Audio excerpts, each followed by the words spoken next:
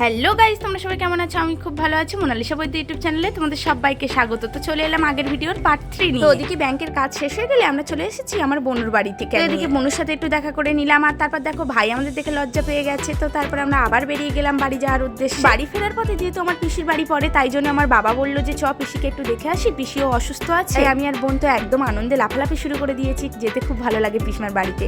তো তারপরে ভাবলাম ওদেরকে একটু অবাক করে দিই আমরা, তো ছুটে গিয়ে ওদেরকে ধাপ্পা দিলাম। তো তারপর দেখো এদিকে ছোট বোন খাচ্ছিল, ও চমকে গেছে, আর এটা হলো আমার বোনের ছেলে।